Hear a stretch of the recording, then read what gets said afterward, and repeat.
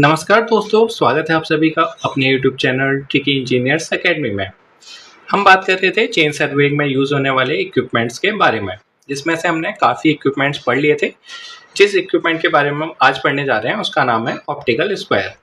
अब बात करते हैं कि ऑप्टिकल स्क्वायर किस काम आता है। जैसे हमने लास्ट क्लास में पढ़ा था क्रॉस स्टाफ के बारे में, तो क्रॉस स्टाफ का यूज़ हम कहाँ पे करते हैं? या तो राइट एंगल सेट आउट करने में करते हैं, या तो कोई ऑफसेट सेट आउट करने में करते हैं। तो या तो ऑफसेट सेट आउट करना हो या राइट एंगल सेट आउट करना हो, उसमें हम क्रॉस स्टाफ का यूज़ करते हैं। अगर हम उसमें बात करें तो एडजस्टेबल क्रॉस स्टाफ जो था हमारा सबसे सुपीरियर था, लेकिन अगर हम ऑप्टिकल स्क्वायर यूज़ करते हैं तो ऑप्टिकल स्क्वायर सभी क्रॉस स्टाफ से काफ़ी अच्छा रहता है। तो हम आजकल जो रिसेंट टाइम्स में यूज़ कर रहे हैं वो ऑप्टिकल स्क्वायर का यूज़ कर रहे हैं। ऑप्टिकल स्क्वायर भी आपके बहुत टाइप के होते हैं, जैसे हमारा सिलेंड्रिकल ऑप्टिकल स्क्वायर हो गया, ट्रेपेजॉइडल ऑप्टिकल स्क्वायर हो गया, और एक प्रिज्म स्क्वायर होता है जो ऑप्टिकल स्क्वायर से भी सुपीरियर होता है। प्रिज्म स्क्वायर में भी एक होता है हमारा डबल प्रिज्म ऑप्टिकल स्क्वायर, वो सबसे ज़्यादा सुपीरियर होता है। एक एक करके हम इन चारों ऑप्टिकल स्क्वायर या प्रिज्म स्क्वायर के बारे में पढ़ेंगे। दोनों अलग अलग हैं, ऑप्टिकल स्क्वायर अलग है, प्रिज्म स्क्वायर अलग है। ऑप्टिकल स्क्वायर में हम मिरर का यूज़ करते हैं, जबकि प्रिज्म स्क्वायर में हम प्रिज्म का यूज़ करते हैं। बाकी आप एक एक करके देखेंगे। तो हम बात करते हैं ऑप्टिकल स्क्वायर का यूजेस कहाँ पे होता है। अगर हम यूजेस की बात करें तो यूजेस लिख लेते हैं। यूजेस सेम क्रॉस स्टाफ की तरह ही हैं इसके। To set out right angle, या तो हमें राइट एंगल सेट आउट करना हो कहीं पे, और टू सेटिंग आउट ऑफसेट, या हमें कहीं पे ऑफसेट डालना हो तो वहाँ पे हम ऑप्टिकल स्क्वायर का यूज़ करते हैं, सेम एज क्रॉस स्टाफ। अगर सुपीरियर की बात करें तो एक और लाइन लिख लेते हैं। Optical square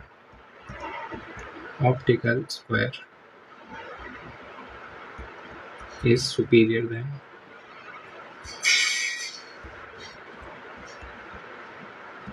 then cross staff.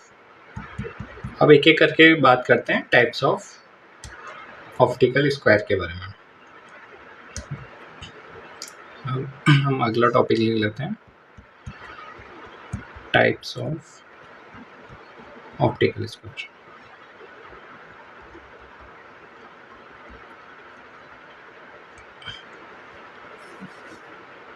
Optical square हमारे मेनली टू टाइप के होते हैं। पहला है हमारा, इसी पेन से लिख लेते हैं, दूसरे पहले है हमारा cylindrical optical square. Cylindrical optical square,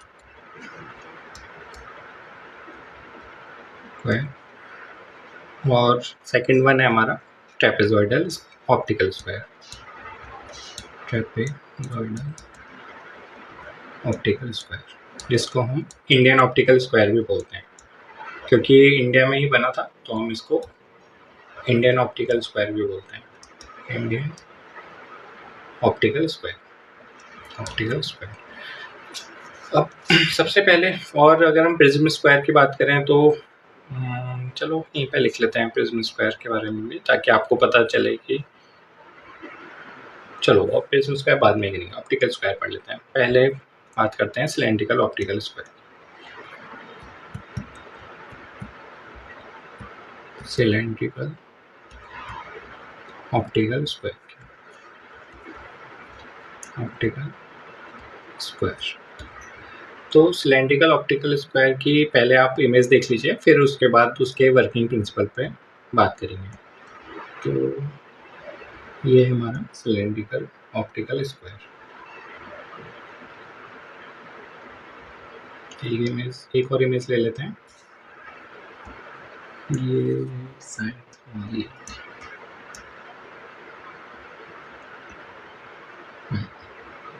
अब आप बात करिए, ये है हमारा सिलेंड्रिकल ऑप्टिकल स्क्वायर। आप देख रहे होंगे सिलेंड्रिकल फॉर्म में है। जो इसका ऊपर का डायमीटर है, यानी कि ये वाला जो सर्कल है ऊपर वाला, इसका जो डायमीटर है वो है आपका 5 सेंटीमीटर, और जो इसकी डेप्थ है ये है आपकी 1.25 सेंटीमीटर। तो ये काफ़ी बार एग्ज़ाम्स में पूछ लिया जाता है, स्टेट के एग्ज़ाम में पूछा जाता है, तो आप ये याद रख सकते हैं कि 5 सेंटीमीटर का डायमीटर और 1.25 सेंटीमीटर का इसकी जो डेप्थ होती है।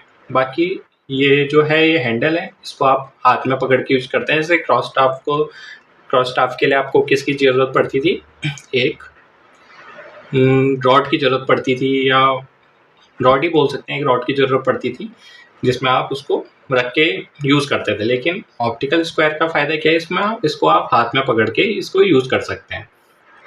तो इसमें 2 मिरर लगे होते हैं, एक मिरर यहाँ पे, एक मिरर यहाँ पे। जैसे ये खाली जगह है और यहाँ से आपका ऑब्जेक्टिव है। मैं आपको एक और इमेज दिखा देता हूँ ताकि आप इजीली समझ पाएँ। इसका लाइन डायग्राम देख लेते हैं। सॉरी, जो लाइन डायग्राम है वो है ये। अब आप यहाँ पे देखिए कि एक मिरर यहाँ पे लगा होता है इसके अंदर। मतलब ये टॉप व्यू समझिए कि जो आपका ये दिख रहा है, इसका अंदर से अगर इसका ढक्कन हटा दिया जाए, ये ऊपर से खुल भी जाता है, तो इसको खोल के आप देखेंगे तो वो कुछ इस तरीके से दिखेगा। एक मिरर यहाँ पे लगा हुआ है, एक मिरर यहाँ पे लगा हुआ है। इस मिरर को बोलते हैं इंडेक्स ग्लास या इंडेक्स मिरर, और ये वाले मिरर को बोलते हैं हॉरिजन ग्लास या हॉरिजन मिरर। अगर हम हॉरिजन मिरर की बात करें, हॉरिजन ग्लास की बात करें, तो ये हाफ सिल्वर और हाफ अनसिल्वर्ड होता है। यानी कि आधे मिरर में पॉलिश की हुई होती है ऊपर की साइड, यानी कि पॉलिश मिरर होगा, नीचे अनपॉलिश्ड मिरर होगा। यानी कि आप यहाँ से जो नीचे वाली साइड है उससे आर पार देख सकते हैं, मतलब यहाँ से देख सकते हैं। लेकिन ऊपर वाला जो सिल्वर्ड है, क्योंकि अब इसमें सिल्वर कोटिंग कर दिया, आपको पता है कि मिरर में अगर सिल्वर कोटिंग कर देते हैं तो वो प्रतिबिंब दिखाने लगता है, यानी कि मिरर इमेज दिखाने लगता है। तो ऊपर आपकी रिफ्लेक्ट होगी रे, नीचे आपकी रिफ्लेक्ट नहीं होगी। और जबकि इंडेक्स मिरर की या इंडेक्स ग्लास की बात करें तो ये आपका फुली सिल्वर्ड होता है, यानी कि यहाँ से हमेशा रिफ्लेक्ट होगी।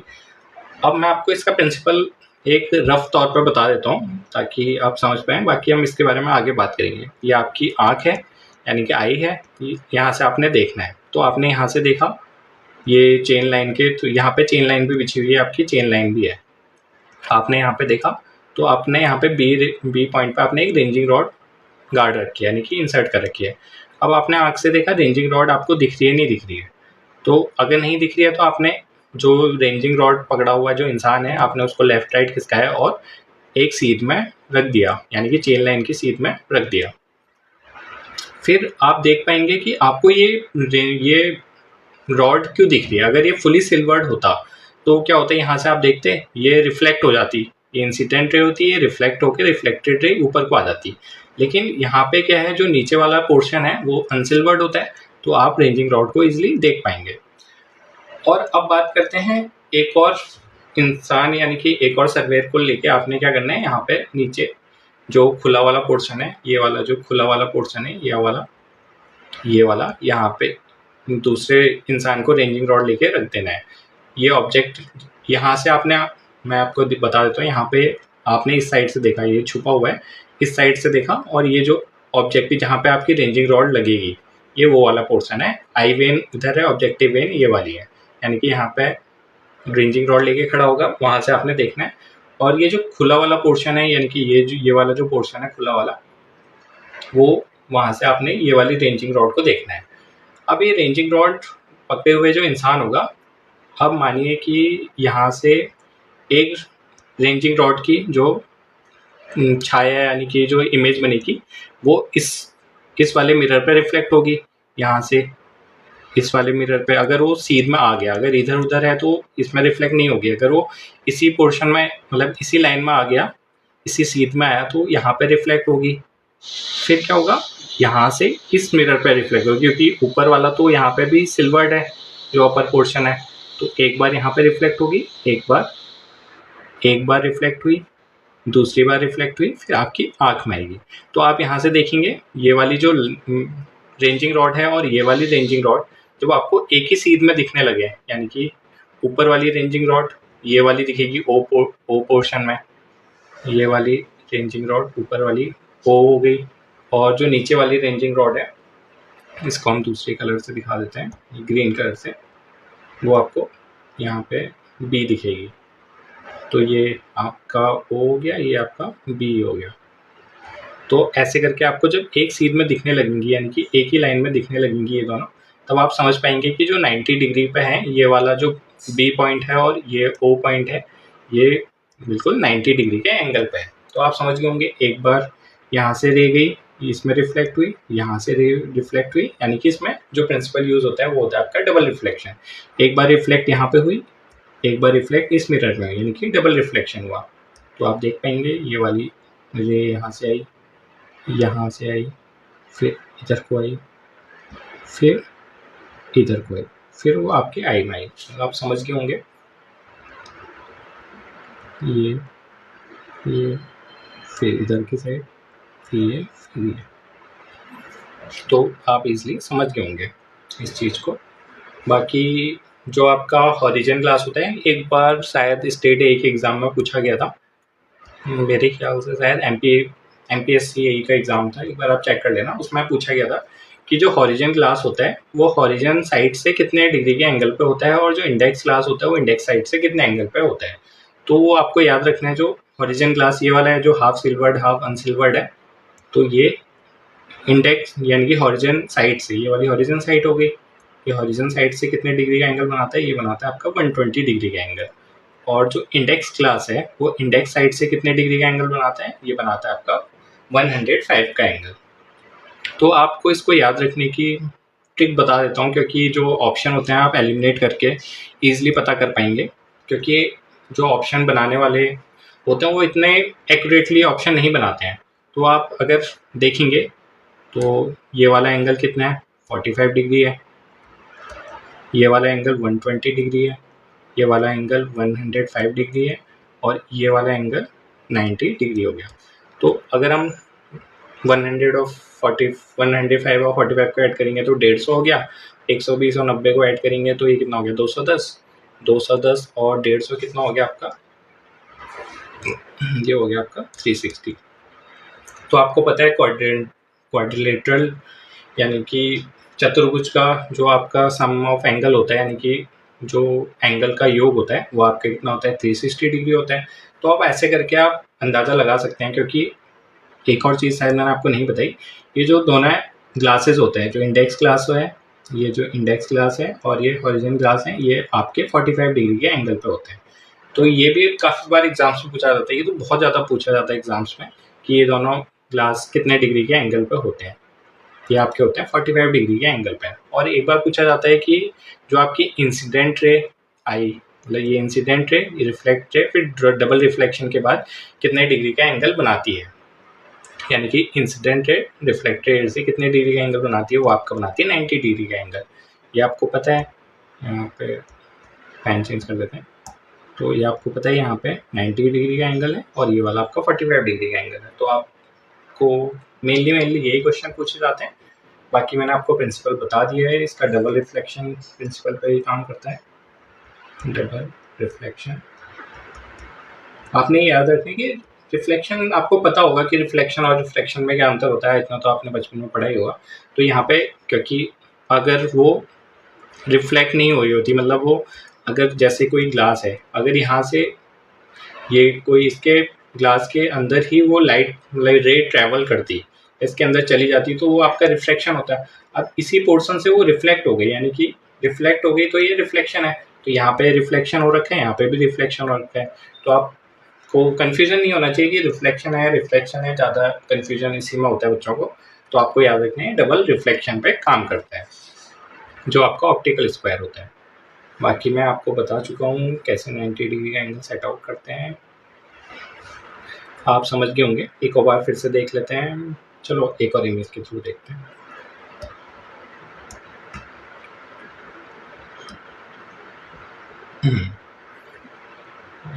ठीक है, ये तो वाली इमेज हो गई, सॉरी ये तो प्रिज्म स्क्वायर वाली इमेज है। चलो यहीं पे देख लेते हैं। जैसे आपने एक रेंजिंग रॉड लेके यहाँ पे इंसान को खड़ा करा और एक रेंजिंग रॉड लेके एक यहाँ पे इंसान को खड़ा करा, आपने आई से देखा, हाफ सिल्वर्ड पोर्शन से देखा, तो आपको ये रेंजिंग रॉड दिख गई बी। फिर आपने ये जो ओ पॉइंट पे ओ वाला रेंजिंग रॉड वाला इंसान है, वो उसने आपने उसे लेफ्ट या राइट खिसकाया ताकि वो आपको इसी पोर्शन में यानी कि बी पोर्शन में एक ही लाइन में दिखे। जब वो ओ पॉइंट वाला इंसान जब एक सीट में आए, यहाँ से रे रिफ्लेक्ट हुई, यहाँ से रिफ्लेक्ट हुई, फिर आपकी आँख में आई, तो फिर आपको पता चला ओ और बी जब एक लाइन में आपको दिखने लगेंगे तो वो जो आपको मिलेगा वो आपका 90 डिग्री का एंगल मिलेगा और डबल रिफ्लेक्शन हो गया। तो ये आप इजीली समझ गए होंगे। और मैं आपको यहाँ पे लिख लेता हूँ, यहाँ पे दिखा देता हूँ ताकि हमें लिखना ना पड़े।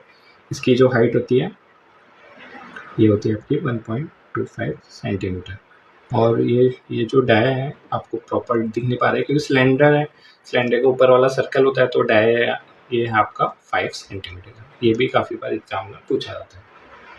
तो सिलेंड्रिकल ऑप्टिकल स्क्वायर में इतना ही, बस आपको लिखने वाला काम बाद में करेंगे। अब हम दूसरे ऑप्टिकल स्क्वायर में बात करते हैं, जो वो है हमारा trapezoidal optical square. Trapezoidal optical square. Trapezoidal optical square या इसको हम बोलते हैं Indian optical square. Indian optical square, Indian optical square भी बोलते हैं क्योंकि ये इंडिया में ही बना था। तो ये आपको इजीली समझ में आ गया होगा। अब हम इसकी भी इमेज देख लेते हैं। इंसर्ट करी थी मैंने, देखा होगी। ये है आपका Indian optical square trapezoidal shape में। मैं आपको एक और इमेज रख लेता हूँ, ये ठीक है। अब देखते हैं, आपको ये दिख रहा होगा ये ट्रेपेजॉइड शेप में है, यानी कि ये वाला जो रेक्टेंगल है ये कम छोटा है और जो पीछे वाला रेक्टेंगल है, ये वाला जो रेक्टेंगल है इस वाले इमेज में दिख रहा है ये वाला रेक्टेंगल, तो आपको ये दिख पा रहा होगा ट्रेपेजॉइड है। तो यहाँ से ये जो इंक्लाइंड मेंबर है, ये इंक्लाइंड मेंबर है, ये आपका ट्रेपेजॉइड है। अब इसका प्रिंसिपल भी आपका डबल रिफ्लेक्शन पे ही काम करता है, लेकिन इसमें आपको क्या करना होता है, इसमें थोड़ा डिफरेंस ये है कि इसमें ऊपर स्लॉट गिवन होते हैं। एक स्लॉट आपको इस वाली इमेज में, सेकंड वाली इमेज में दिख रहा होगा, ये आपका एक स्लॉट है और एक आपका ये स्लॉट है। मैं इसको लिख के देता हूँ यहाँ पे, ये आपका स्लॉट है, एक ये आपका स्लॉट है।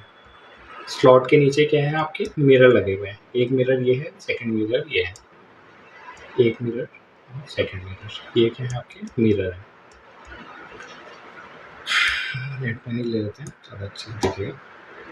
तो ये दोनों मिरर एक दूसरे पे कितने डिग्री के एंगल पे हैं, ये आपके 45 डिग्री पर ही इंक्लाइंड रहते हैं। जैसे ऊपर वाला जो था सेम प्रिंसिपल पे काम करेगा, बस इसमें क्या होगा, जैसे आपने यहाँ पे, चलो यहाँ पे देखते हैं, जैसे यहाँ पे आपकी कोई चेन लाइन हो गई, ये आपकी चेन लाइन हो गई। आपको पता ही है कि चेन लाइन को हम कैसे दिखाते हैं, एक लाइन फिर डबल डॉट, फिर एक लाइन फिर डबल डॉट। तो ये ए पॉइंट हो गया, ये बी पॉइंट हो गया। आपने ए पॉइंट से, ये आपकी आँख है यहाँ पे, ये आपकी आई है, तो और आपने बी पॉइंट की तरफ देखना है। एक रेंजिंग रॉड यहाँ पर है और एक रेंजिंग रॉड यहाँ पे लेके कोई खड़ा हुआ है। इस पॉइंट को हम ओ मान लेते हैं, इसको बी मान लेते हैं ऊपर की तरफ। सेम प्रिंसिपल है, इसमें आपको समझने की जरूरत तो उतनी नहीं है क्योंकि ऊपर वाली इमेज में समझ लेते हैं। बस मैं आपको क्योंकि हमारा टाइम थोड़ा बच जाएगा ऊपर वाली इमेज में। तो इसमें बस डिफरेंस क्या है, जो आपने आई से यहाँ से देखा था पॉइंट बी की तरफ, तो आपने यहाँ से हाफ सिल्वर्ड ग्लास से देखा था कि आपको बी पॉइंट एक वहाँ दिख रहा है, नहीं दिख रहा है। इसमें क्या करना है आपको, स्लॉट 1 से, ये आपका स्लॉट 1 हो गया, ये आपका स्लॉट 2 हो गया, तो आपको स्लॉट 1 से स्लॉट 2 की तरफ देखना है कि आपको एक रेंजिंग रॉड दिख रही है नहीं दिख रही है। तो स्लॉट 1 से यहाँ से आपने देखा, स्लॉट 1 से ये स्लॉट 2 की तरफ, तो यहाँ पे मिरर से देख रहे थे, यहाँ पे स्लॉट 2 से देखेंगे तो स्लॉट 2 में आपको एक पॉइंट यहाँ पे मिरर में एक रेंजिंग रॉड दिखी स्लॉट 2 में। फिर क्या करा आपने, सेम प्रिंसिपल, यहाँ पे एक ओ पॉइंट पे जहाँ पे आपने रेंजिंग रॉड लेके एक इंसान को खड़ा करा, फिर उससे इस मिरर में, उससे इस मिरर में, फिर वापस आपके आई में। तो वैसा ही है, यहाँ पे ओ पॉइंट से आया, फिर इस मिरर, इस फर्स्ट वाले मिरर में, इसमें जैसे मिरर को नाम ही दे देते हैं, ये हो गया मिरर 1, कलर चेंज करना पड़ेगा। तो ये आपका मिरर 1 हो गया, ये आपको दिख नहीं रहा है, यहाँ पे एक मिरर लगा हुआ है, एक मिरर तो आपको साफ साफ दिख रहा है, सेकंड मिरर है। और जो फर्स्ट मिरर और सेकंड मिरर के बीच का एंगल कितना है, 45 डिग्री का है, ऊपर की तरह ही है। तो पहले फर्स्ट मिरर O पॉइंट से फर्स्ट मिरर में आया, फर्स्ट से सेकंड मिरर में आया, सेकंड मिरर से फिर आपकी आई में आया, तो सेम है। यहाँ पे O पॉइंट से फर्स्ट मिरर, सेकंड मिरर, फिर आपकी आई। तो जो आपको ये एंगल मिलेगा वो आपको यहाँ पे भी 90 डिग्री का ही मिलेगा। और यहाँ पे भी आपका डबल रिफ्लेक्शन हुआ, क्योंकि एक रिफ्लेक्शन इस मिरर से हुआ, दूसरा रिफ्लेक्शन इस मिरर से हुआ। इसमें भी 2 मिरर लगे हुए हैं, मिरर 1 में और मिरर 2 में, डबल रिफ्लेक्शन होगा। तो ये भी आपका, इसको हटा ही देते हैं क्योंकि टाइम वेस्ट हो जाएगा। यहाँ से इसको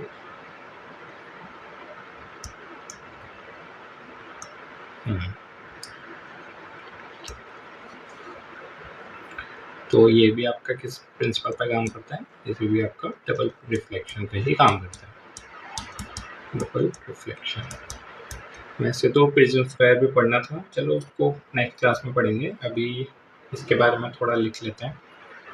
लिखने की ज़रूरत तो नहीं है, आपको पता ही है बाकी मैं आपको मेन बता चुका हूँ। 120 डिग्री का एंगल, 105 का एंगल, और प्रिंसिपल किस प्रिंसिपल पे काम करता है, डबल रिफ्लेक्शन। यहाँ पे ये इसका प्रिंसिपल हो गया, प्रिंसिपल डबल रिफ्लेक्शन है। और एक सीध में दिख रहे हैं यहाँ पे, ये भी बता दिया है। बाकी ठीक है, डायग्राम आपको बता चुका हूँ, साइड में आपको बता चुका हूँ। इसमें आपका हैंडल होता है, ये आपका हैंडल है। नीचे वाली इमेज में भी आपका एक हैंडल होता है, हाँ ये दिख रहा है, ये आपका हैंडल है। ये आपका ट्रेपेजॉइडल शेप में है,